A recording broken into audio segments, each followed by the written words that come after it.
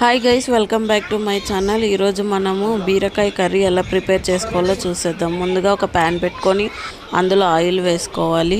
Oil కొంచెం heat అయిన తర్వాత పోపు వేసుకోవాలి. పోపు వేసుకున్న తర్వాత ఆ పోపు మంచిగా హీట్ అయిన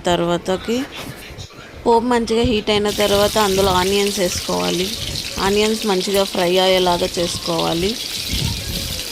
మంచిగా ఆనియన్స్ ఫ్రై అయిన తర్వాతకి అవి కొంచెం రెడ్ కలర్లో వచ్చేలాగా ఫ్రై అయిన తర్వాత అందులో టమాటో వేసుకోవాలి. అండ్ టమాటో కూడా మంచిగా టమాటో ఆనియన్స్ రెండింటిని మంచిగా ఫ్రై చేసుకోవాలి. ఫ్రై చేసుకున్న తర్వాత పెసరపప్పు నానబెట్టుకున్నాం కదా, ఆ పెసరపప్పుని ఒకసారి మంచిగా కడుక్కొని ఆ పెసరపప్పుని దీనిలో వేసుకొని అది కూడా ఒకసారి మంచిగా ఫ్రై చేసుకొని అందులో కొంచెం ఉప్పు, పసుపు, కారం, ఉప్పు, కారం అన్నీ వేసుకొని మంచిగా మళ్ళీ ఒకసారి బాగా ఫ్రై చేసుకోవాలి. బాగా కలుపుకోవాలి. కలుపుకున్న తర్వాత అందులో బీరకాయ వేసుకోవాలి.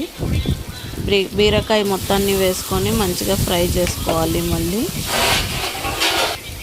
ఒకసారి మంచిగా కలుపుకొని అందులో వాటర్ వేసుకొని దానిపైన మంచిగా కలుపుకొని దానిపైన క్యాప్ పెట్టి వదిలేసేయాలి ఒక 5 to 10 minutes.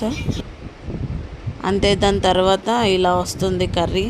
చాలా బాగుంటుంది. ఒకసారి ట్రై చేయండి. నా ఛానల్ని సబ్స్క్రైబ్ చేసుకోండి, లైక్ చేయండి. Thank you so much for watching my channel.